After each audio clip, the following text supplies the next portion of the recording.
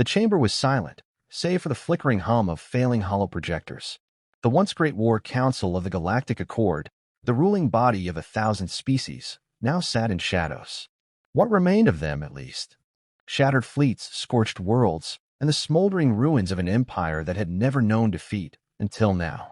Torgith stood at the edge of the great table, claws flexing against the polished obsidian surface. His twin hearts hammered inside his armored chest, though he refused to let the others see. The silence was suffocating, heavy with a truth they all struggled to comprehend. They had lost. Across from him, the fractured remnants of the council sat in stunned paralysis. Once, they had been the architects of galactic order, their words shaping the fates of civilizations. Now they were relics, abandoned by their own arrogance. The Borsk ambassador's fur was matted with blood from a wound he had sustained escaping the battle at Tarvax 9. The Thalreth speaker, whose people had once prided themselves on their cold, infallible logic, now stared blankly at his trembling hands. Even the Zur, whose warlike race had always boasted of their unbreakable warrior spirit, sat with their mandibles clicking in anxious despair. No one spoke, because no one could explain it. Humanity was supposed to be nothing. A primitive species, barely a century past the first whisper of interstellar travel. Their fleets were small, their worlds few. They had been allowed into galactic society as an afterthought, an act of condescension more than diplomacy. When war came, it was not a question of whether humanity would lose, but how long it would take. And yet, the war had not ended in humanity's annihilation.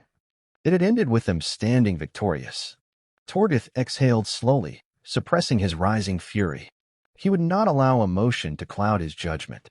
He was supreme strategist, the last surviving architect of the Accord's war machine, and if he did not find an answer, there would be no Accord left to rebuild.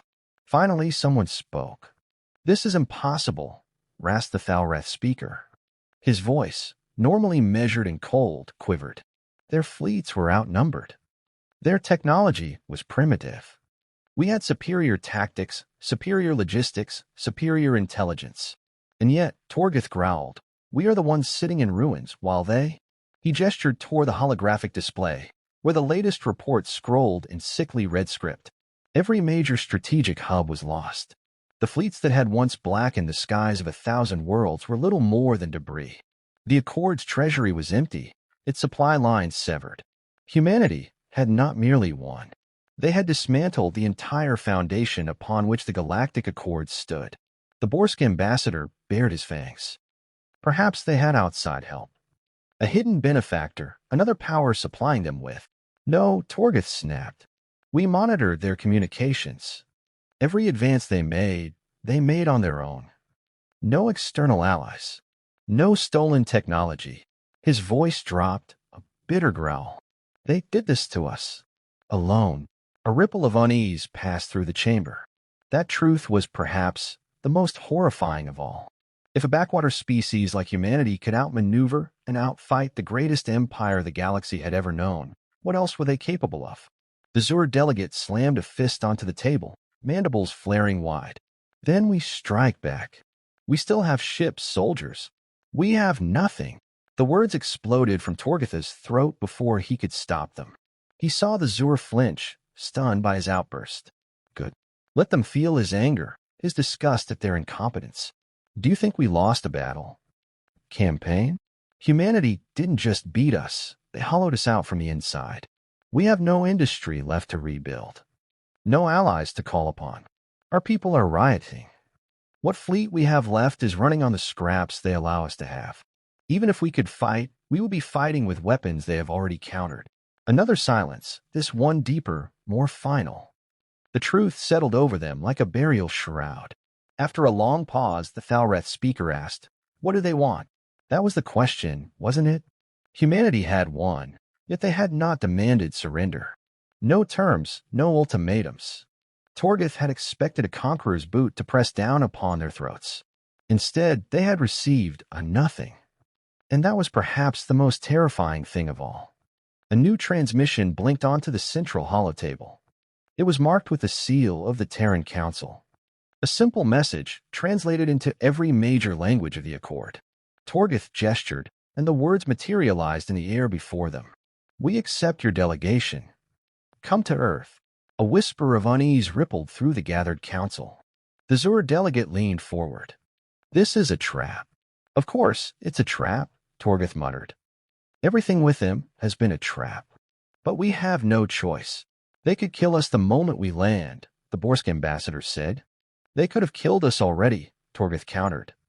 "But they haven't. That means they want something." The Thalreth speaker hesitated. "And if we refuse?"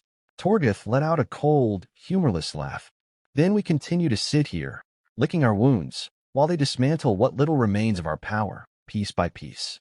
He turned to the others, voice lowering to a dangerous whisper. "I will not rot in this ruin. If there is even a chance we can turn this to our advantage, we take it." A grim silence settled. No one wanted to go, but no one could refuse. A decision was made. As Torgith turned away from the council chamber, his mind churned with possibilities. Humanity had won the war. That was undeniable. But wars were not only fought with weapons. There were always ways to shift the balance, to find weaknesses, to exploit the arrogance of a victor who believed the fight was already over. He would go to Earth. He would look the master of war in the eyes, and he would find out what exactly had allowed a species of primitives to shatter the greatest empire in history. The descent toward Earth was unnervingly smooth. Torgith had expected something more theatrical. An escort fleet of Terran warships, weapons primed, a silent reminder of the power humanity now held. Instead, there was nothing but silence and an open approach vector. It was an insult, subtle but unmistakable. They did not see him as a threat. The diplomatic cruiser cut through the upper atmosphere, the viewport revealing vast continents below. Earth was no shining ecumenopolis like the Accord's capital had been. It was raw, untamed in places, oceans stretching beyond sight, great cities nestled between sprawling forests and mountains. Even from orbit, it pulsed with something ancient, something defiant. The landing coordinates took them to a structure unlike any he had ever seen. It was no grand imperial palace, no looming spire of polished obsidian or gleaming metal. It was brutalist in design, functional, a fortress of concrete and steel. Old, yet clearly still in use. No wasteful excess, no ornamental weakness. As the ship settled onto the landing pad, the tension inside the delegation swelled. The Borsk ambassador's fur bristled, his tail flicking anxiously. The Zur delegate shifted, mandibles clicking in uneasy rhythm. Even the Thalreth, normally impassive, seemed rattled. The moment the ramp extended, they saw them. Humans, not just soldiers, though their presence was undeniable. Rows of them stood at ease, clad in dark uniforms, their faces unreadable. But there were others, too, diplomats, aides, analysts. They watched with the same quiet intensity. Then a single figure emerged. The master of war. Torgith had expected a monster. A brute clad in exo-armor, radiating the raw, unchecked aggression that had shattered the Galactic Accord. He had prepared himself for a warrior king, a conqueror demanding tribute. The man who stood before them was none of those things. He was ordinary, average height, lean but not imposing. No armor, no weapons, nothing but a simple dark coat and a pair of sharp, assessing eyes. His hair was streaked with gray, his expression unreadable. Yet the weight of him was undeniable.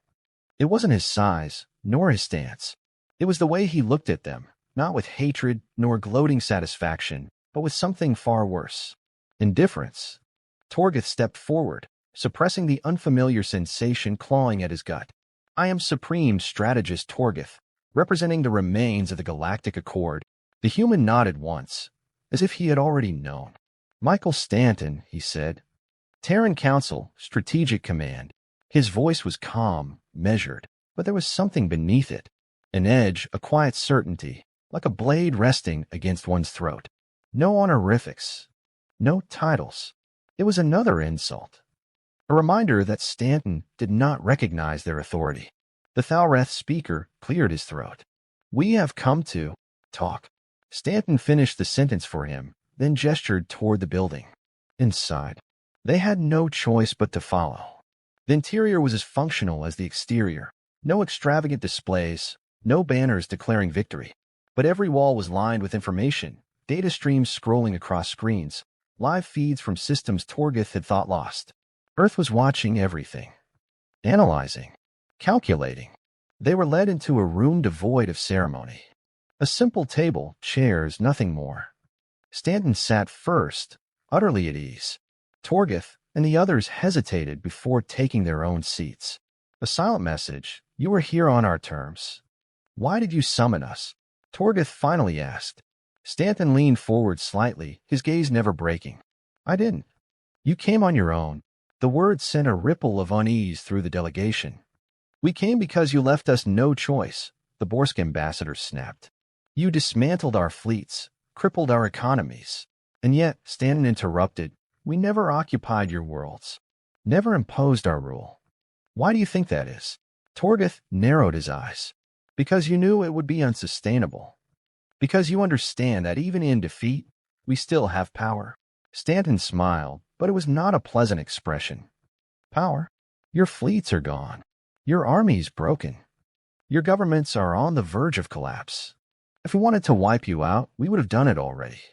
If we wanted to rule you, you'd be ruled. So tell me, what power do you think you have left? Silence. The Thalreth speaker shifted uncomfortably. Then what do you want? Stanton exhaled slowly, as if weighing his words. Then he spoke. Your war was never about conquest. Not for us. Torgith's hands curled into fists. You fought as if it was. You assumed we fought the way you would, Stanton said. You saw our resistance and thought we were desperate. That we were struggling. But war for us is not about territory. It's not about pride. It's about breaking the enemy before they ever understand how. The Zur delegate bared his fangs. You think you've broken us? Stanton's gaze sharpened. You're sitting here, aren't you? The Zur tensed, but said nothing. You thought you understood us, Stanton continued. But you didn't ask the most important question. He leaned forward. Why did we win? Torgith's breath was slow, measured. He had asked himself that question 100 times. Now he wanted to hear their answer. Tell me then. Stanton studied him for a long moment. Then he reached into his coat and placed a small device on the table. It activated instantly, projecting a series of hollow images into the air. Not maps. Not fleet engagements. Moments. A human fleet retreating, only for enemy supply lines to be cut days later. A battle seemingly won by the Accord, only for every major warship to be systematically hunted down afterward. Planets abandoned because humanity had already mined them dry, leaving nothing behind. You saw what we wanted you to see, Stanton said. Every loss you celebrated was part of a larger design. Every victory you thought you had was already calculated into the next step. You thought you were bleeding us. He tilted his head slightly. We were sharpening the knife. The weight of those words settled over the room like a suffocating fog. Stanton continued. You built your empire on the assumption that war is about superiority. We built our survival on the knowledge that war is about control. Control of information. Control of perception. Control of the battlefield long before the first shot is fired. His eyes met Torgith's. You never had a chance. Torgith's throat tightened. He had spent his life mastering war, studying every strategy, every countermeasure. And yet, faced with this, he realized he had never truly understood it at all. What happens now? The Thalreth speaker asked. Stanton sat back. That depends on you. The Borsk ambassador bristled. You expect us to surrender? To grovel? No, Stanton said simply. We expect you to understand. He gestured toward the door. We fought this war on our terms. If you want your civilizations to survive what comes next, you'll need to decide whether you can learn from it. Torgith's pulse thundered in his ears. This was not a demand. Not a threat. It was a challenge. For the first time, he truly saw humanity, not as an opponent, not as an upstart species punching above its weight, but as something else entirely. Something far worse. Not conquerors. Not tyrants. Masters of war. And they had just rewritten the rules. The weight of Stanton's words lingered long after the meeting had ended. The delegation had been escorted to a secure chamber. No cells, no guards, just a room with walls that seemed to watch them. No chains were necessary. The realization had already shackled them. Torgith sat at the edge of a long table, staring at the dimly glowing hollow display in front of him. Tactical reports, war records, pieces of a puzzle he had never fully understood until now. The others in the room barely spoke. The Borsk ambassador had retreated into his own thoughts, his fur flattened in agitation. The Zur delegate sat rigidly, mandibles twitching, a predator suddenly unsure if it had ever been the hunter. None of them had touched the food provided, because hunger was irrelevant when faced with something far more primal: fear. Torgeth's claws tapped against the table, steady, rhythmic. "They let us come here," he murmured, half to himself. "No escort. No military procession. Not because they are arrogant, but because they do not see us as a threat." The Borsk ambassador let out a low, humorless laugh. "They never did." Torgeth exhaled sharply through his nose. "No, they did." He looked up, expression unreadable. "But they planned for us before we even knew they existed. They were never fighting us. They were dismantling us." The Thalreth speaker shifted, his usually impassive face showing something dangerously close to distress. "And they were patient enough to let us believe otherwise." That was the part that unsettled Torgeth the most. Every empire he had studied, every war he had fought, had operated on the same principle: overwhelming force, swift domination, total control. But humanity had chosen something else. They had played the long game. Every battle, every apparent retreat, every diplomatic stall had been deliberate. They had made it look like they were struggling, made the Accord believe it had the upper hand, right until the moment the noose tightened. "They never cared about territory," the Zur delegate muttered. "They never sought conquest, because they understand something we don't." Torgeth's voice was quiet, measured.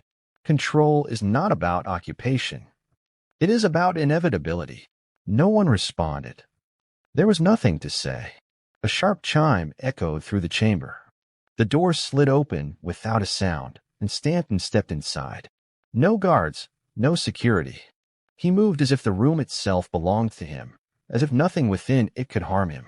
And perhaps Torgeth realized that was true. Stanton sat without invitation, fingers laced together on the table's surface. He studied them for a moment before speaking. "You've had time to process." Torgeth inclined his head. "And to understand what we never saw before." The human did not smile, but there was something in his gaze, a quiet acknowledgement. "Go on." Torgeth's claws tapped once against the metal. "You never fought to win. You fought to ensure we lost before we even understood the battle." Stanton gave a slow nod. "You let us think we were winning, let us push forward, thinking each step was a victory when, in truth, we were walking exactly where you wanted us to go." Another nod. "And when the time came," Torgeth continued, his voice almost hollow, "you didn't need to crush us. You just stopped letting us believe the lie." The silence that followed was absolute. Then Stanton leaned back. "And what do you intend to do with that knowledge?"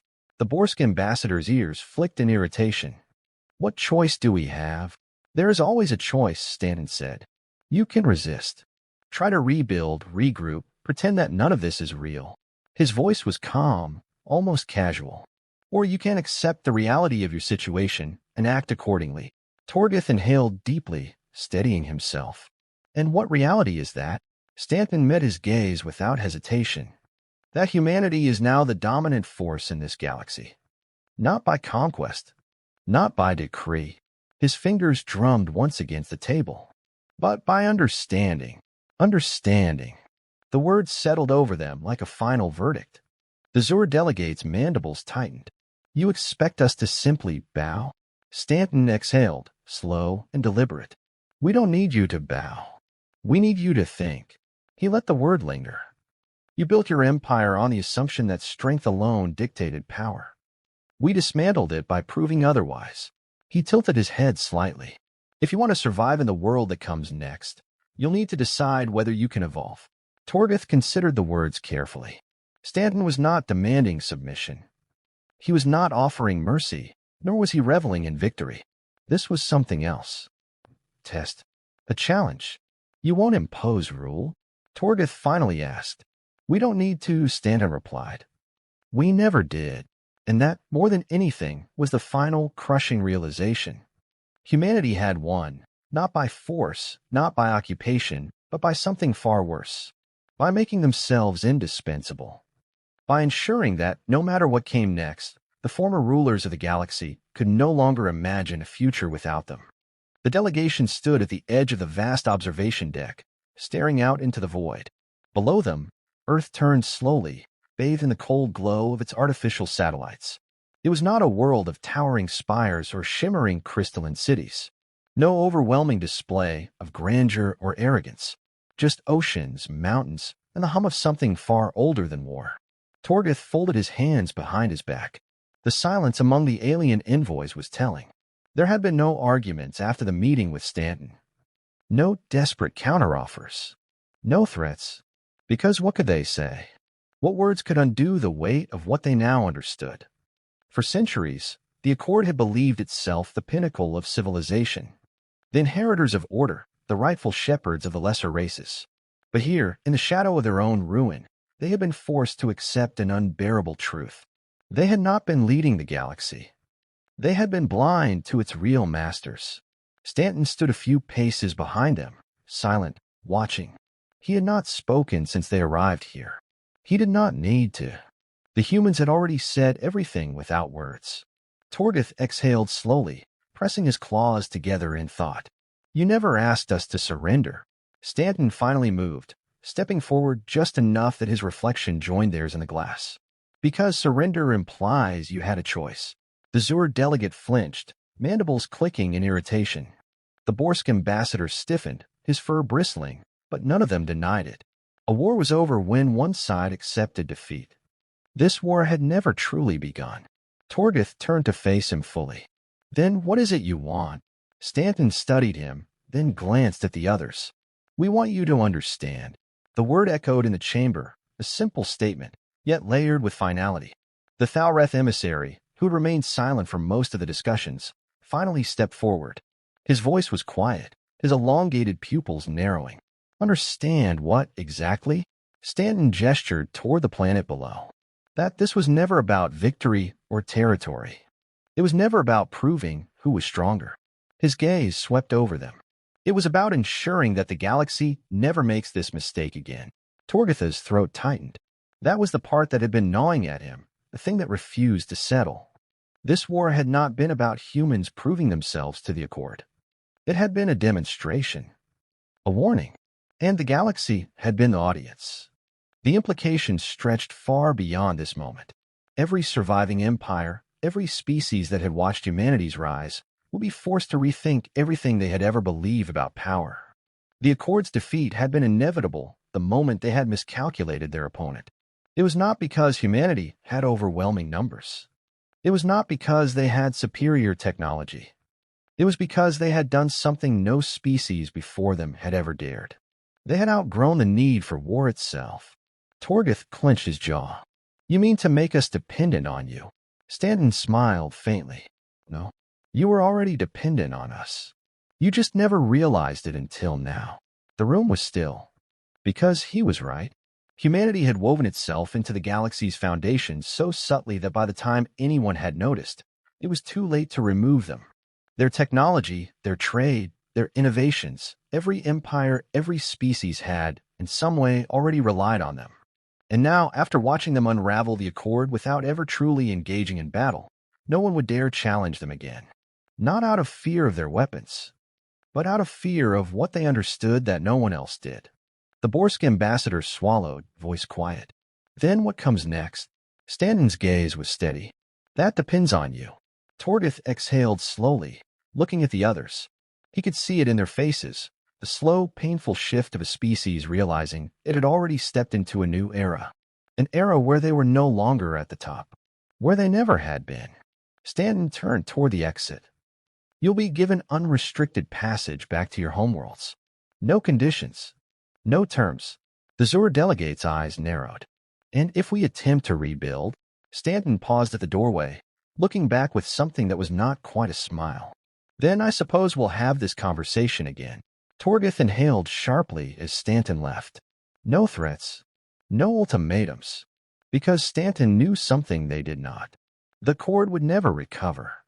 Not because of destruction, but because once a civilization had seen the inevitable future, there was no going back.